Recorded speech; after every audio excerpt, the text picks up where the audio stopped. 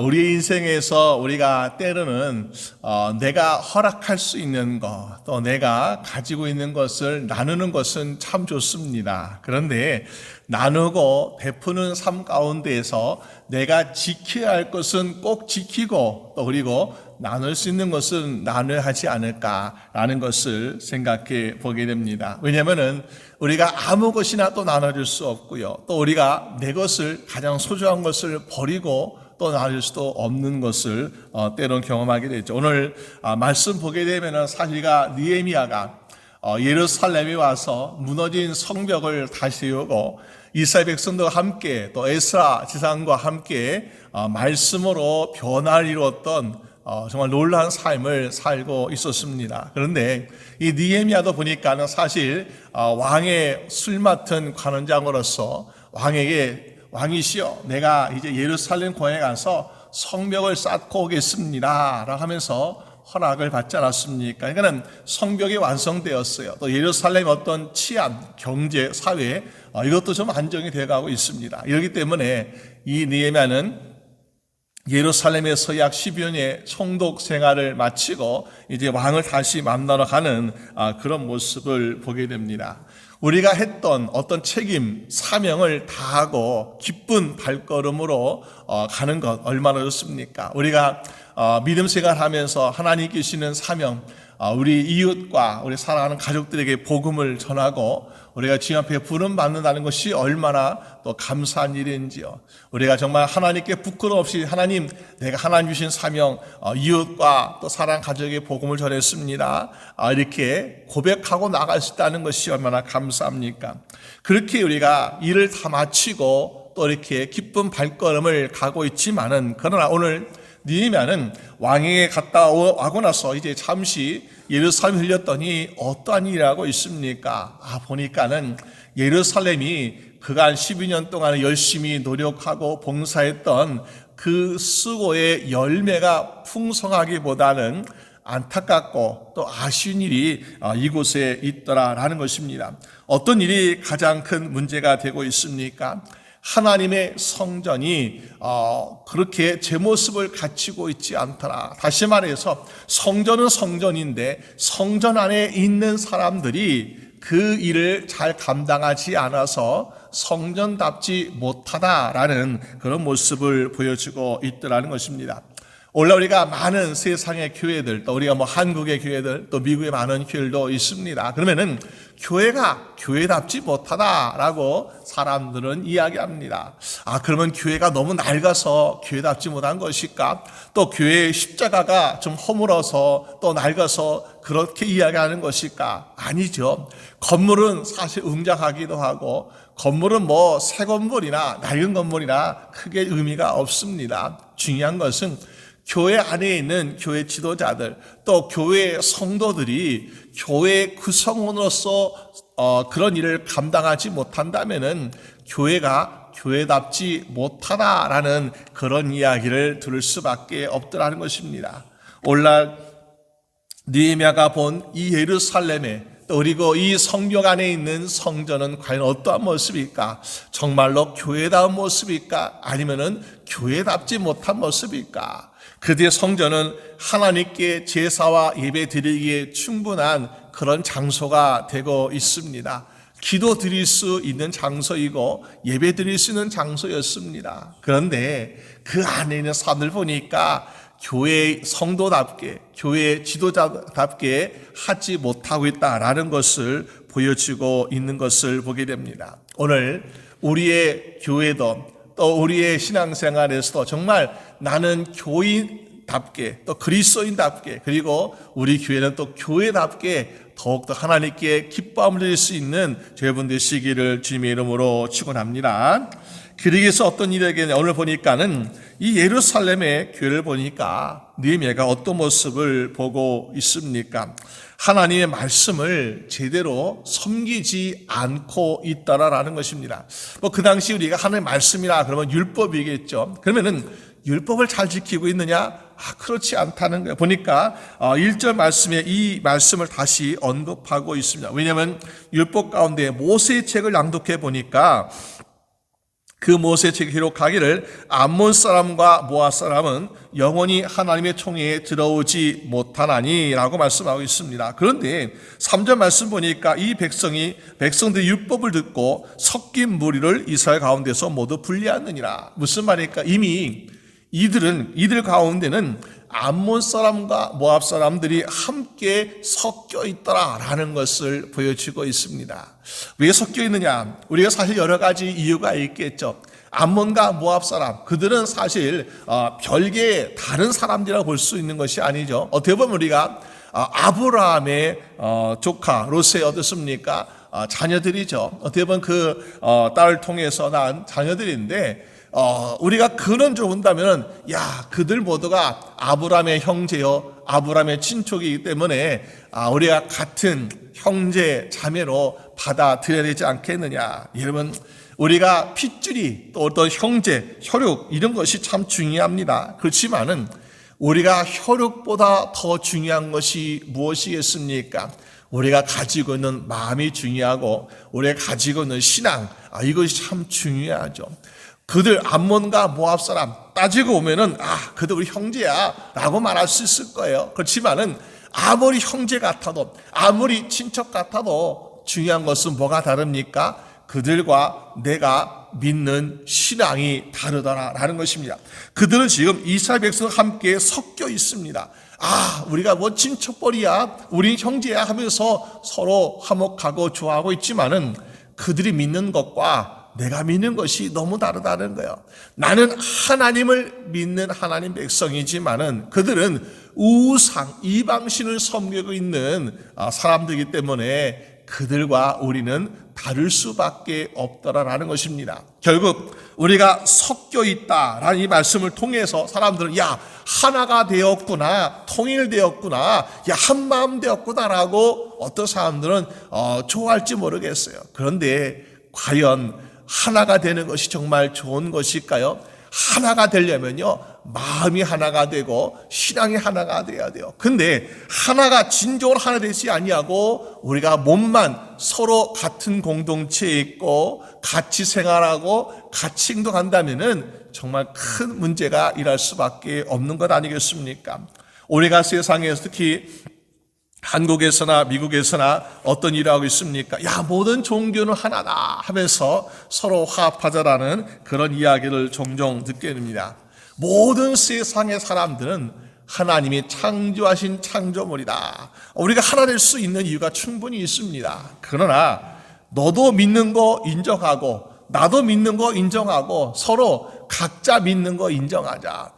뭐 부처를 믿든 또 어떤 우상을 믿든 그거 다 인정하자. 그리고 나도 인정하자 하면서 그렇게 한다는 것은 결코 진정한 하나가 된다라고 볼 수 없다는 것입니다. 하나라는 것은 우리의 몸이 아니라 또 우리의 마음도 함께 하나 되어서 정말 한 뜻과 한 마음 그리고 한 가지의 신앙을 가지고 살아가게 되는 여러분 되시기를 주님의 이름으로 축원합니다. 그래서 암몬 사람과 모압 사람 특별히 미워하는 게 아니에요. 그런데 그들은 하나님을 첫째는 믿지 않았다. 그리고 그들의 행위가 하나님 믿는 사람들의 행위가 아니라 하나님의 믿는 주의 백성들을 괴롭히고 방해하고 있다는 것을 보게 되죠. 2절 말씀 보니까 그들은 양식과 물로 이스라엘 자손을 영접하지 아니하고, 왜 그랬습니까? 이스라엘 백성들이 광야에 40년을 생활하는 동안에 암몬과 모압 사람들은요 이스라엘 백성들을 도와주지 않았습니다. 아니 그들 형제잖아요. 그들 친척이잖아요. 그러면은 우리 형제들 고생 많구나, 와서 밥 한 끼를 한번 먹자 하면서 친절하게 한 것이 아니라 오히려 그 이스라엘 백성들이 긴 200만 명 되는 사람들 긴 행렬 가운데 보니까 아주 약한 사람들 괴롭히고 돈 있는 사람들 돈 뺏어가고 하면서 얼마나 괴롭혔던 그런 모습이 있습니까? 더군다나 그들을 꼬셔가지고 어떻게 했어요?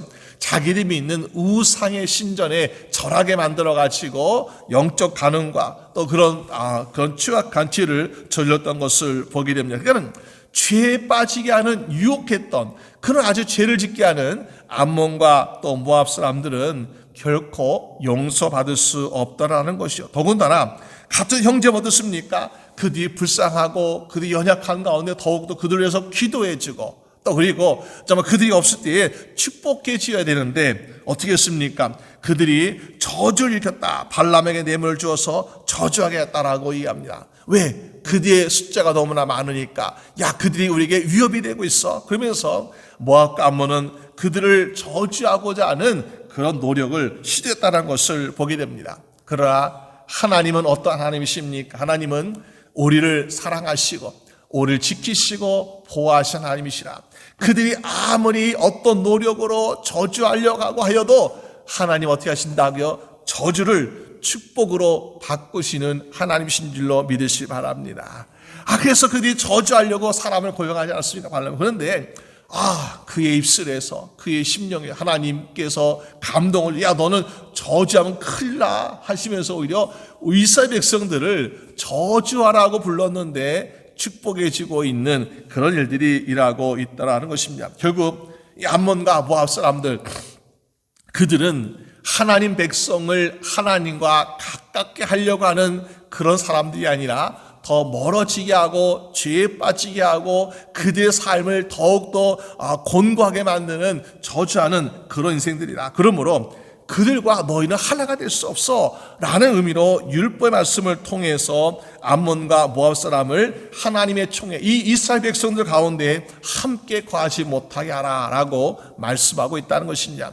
이것은 대머리가 우리의 거룩함을 지키는 것이죠. 거룩함. 여러분 우리의 거룩함은 내가 다 하나가 되어서 거룩하는 것이 아니라 내가 진정으로 구분해야 될 것을 그들과 우리가 형제고 친척 이것이 아니라 그들과 믿음이 하나인지 이것이 우리가 정말 구분될 때에 우리가 믿음이 하나라면은 하나가 될 수 있지만은 믿음이 하나가 아니라 다른 믿음이다. 그럼 어떻습니까? 그러면 구분해야 되는 것이요. 이것이 진정한 우리가 하나님 기뻐하시는 거룩한 인생인 줄로 믿습니다. 그런데 이것이 백성들 가운데 모습뿐만이 아니었습니다. 성전 안에 어떤 일이 일어나고 있습니까? 성전에 보니까는 엘리야십이 제사장이라는 사람이 보니까 도비아라는 사람을 위해서 방을 하나 만들어 주었다라는 것입니다. 우리가 사실 잠잘 곳이 없는 사람, 또 가난한 사람, 어려운 사람에게 방을 내어준다. 그럼 어떻습니까? 참 친절하구나, 정이 많구나, 그리고 정말 긍휼하는 마음이 있구나 하면서 칭찬받아야 돼요. 그런데 오늘 느헤미야는 제사장 엘리야십을 칭찬하고 있습니까? 아니요, 칭찬하고 있지 않습니다. 왜? 오히려 그를 책망하고 있는 모습을 보게 됩니다. 왜 그렇습니까? 엘리야십이 지금 방을 내준 도비아라는 사람은 어떤 사람이었습니까? 느헤미야와 이스라엘 백성들이 예루살렘에서 성벽을 쌓고 있을 때에 이 도비아라는 사람은 산발락과 사마리아 사람들과 함께 당을 지어가지고 모임을 지어가지고 어떻게 했습니까?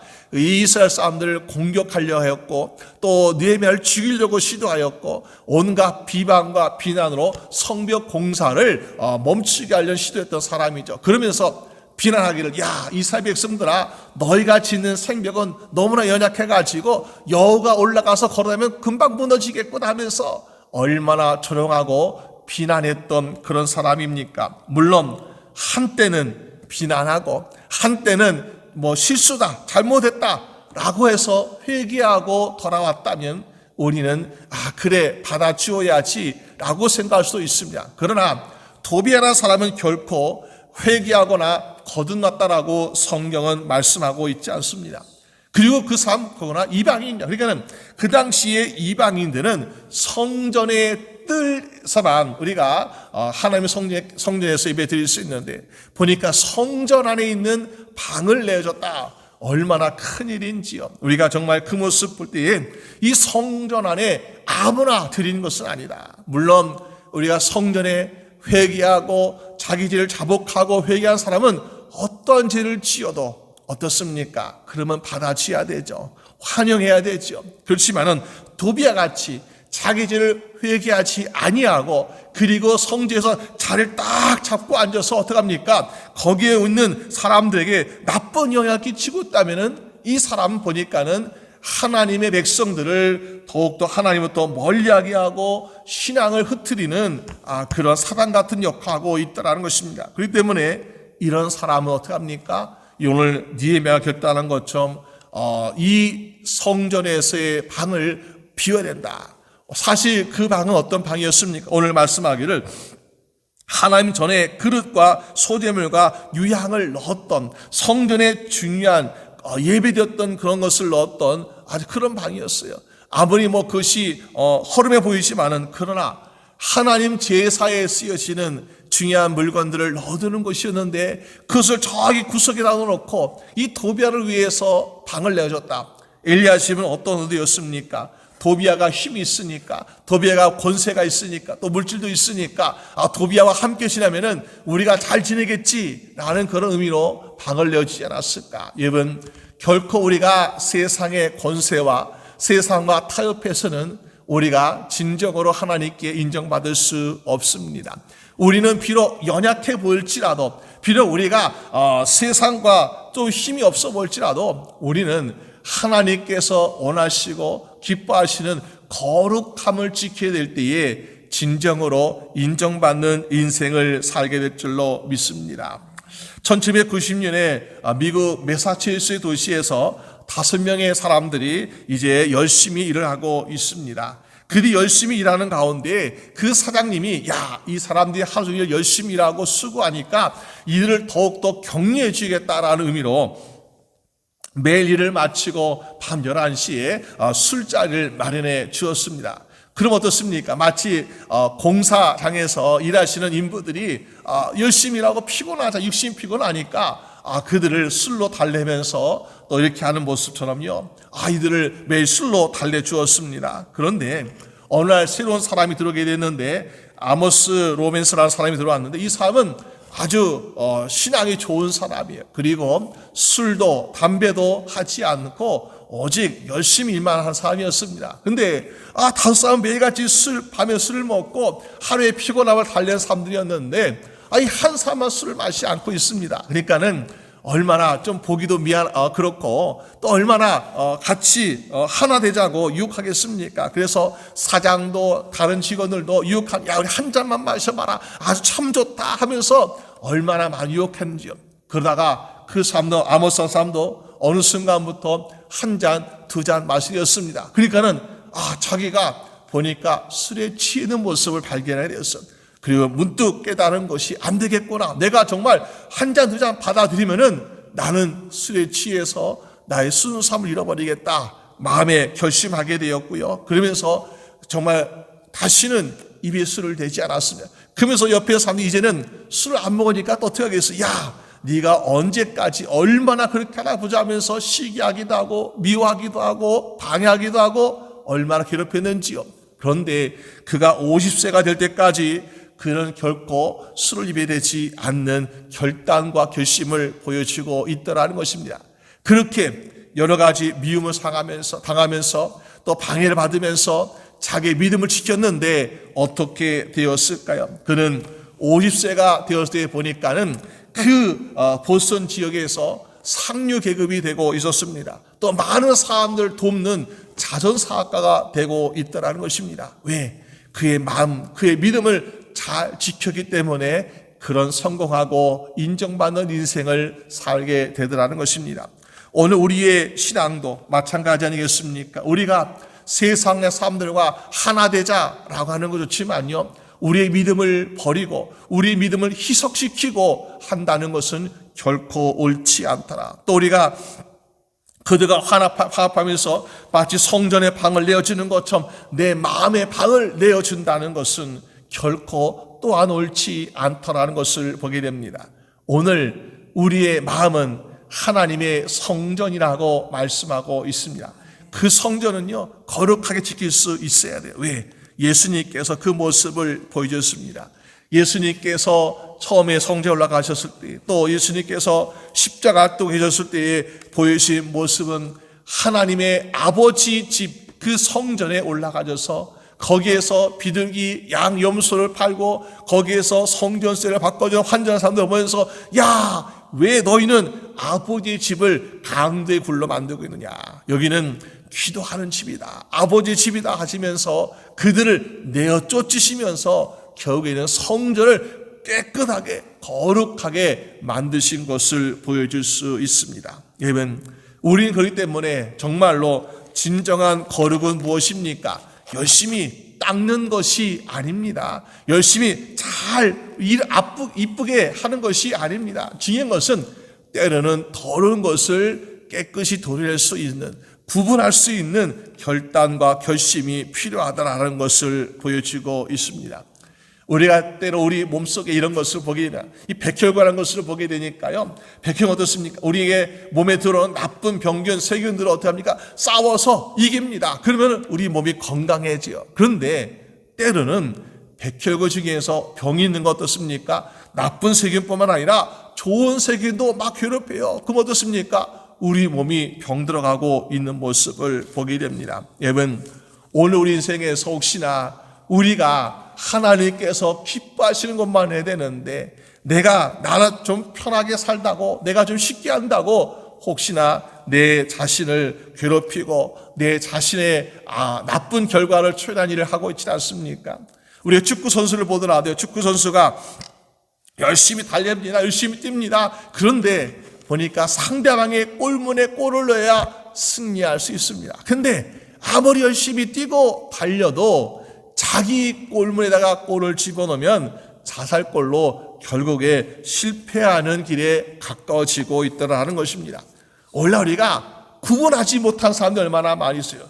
누가 적이고 누가 나의 친구인지, 누가 나의 이웃이고 누가 나의 원수인지 구분하지 못한 사람들, 마치 자기 자신의 골문에다가 자살골을 집어넣는 것 같은 인생을 살고 있는 것은 아닌지, 오늘 우리는 하나님께서 미워하시는 죄와 또 사단과 유혹된 것을 잘 구분하여서 정말 우리가 그것은 과감하게 오늘 암몬 사람과 모압 사람과 하나 되지 않도록 하고, 또 도비아를 거기에서 내어쫓게 하는 것처럼 우리가 구분된 삶을 살고, 그리고 오늘 보니까는 그 비워뒀던 노비아의 자리 잡고 있던 그 방을 비워 말미암아 하나님의 전에 그릇과 소재물과 유향을 다시 채워놨던 것처럼 우리의 비워진 심령에, 비워진 방에 하나님의 말씀과 성령으로 다시 가득가득 채워서 정말 성전답게, 또 우리 그리스도인답게 살아가게 되는 죄분 되시기를 주님의 이름으로 축원합니다. 우리 함께 기도드리겠습니다. 하나님 아버지, 감사합니다. 오늘 우리의 삶 가운데 하나님께서 우리 모든 주의 성도들 사랑하시고 인도하심을 지어 믿습니다. 아버지, 그런데 오늘 우리가 하나님의 말씀대로 꾸준히 또 성실하게 살아가는 것이 아니라 때로는 유혹에 넘어가서 또 세상과 또 세상의 그런 잘못된 사람들과 하나 되려고 하는 유혹에 넘어가고 있는 것은 아닌지요. 주님, 우리의 마음 심령을 굳게 지키고 또 우리에게 정말 하나님께서 기뻐하시는 것이 무엇인지를 깨닫게 하셔서 우리가 참된 거룩함을 가지고 살아갈 수 있도록 인도하여 주시옵소서.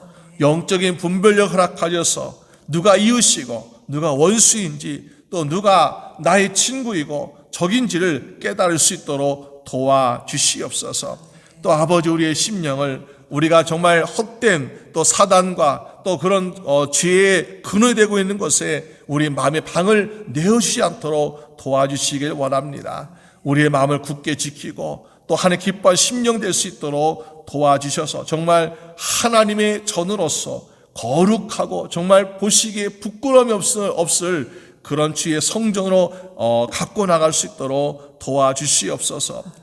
우리 힘으로는, 우리 노력으로는 부족합니다. 연약합니다. 성령님 도와줘서 주의 성전을 성전답게, 또 주의 사랑하는 또 성도들이 믿음을 잘 지켜서 그리스도인답게 살아가기에 부족함이 없도록 도와주시옵소서. 우리 모든 주의 성도를 날마다 지키시고 보호할 줄로 믿사오며 우리 주 예수 그리스도의 이름으로 기도드립니다. 아멘.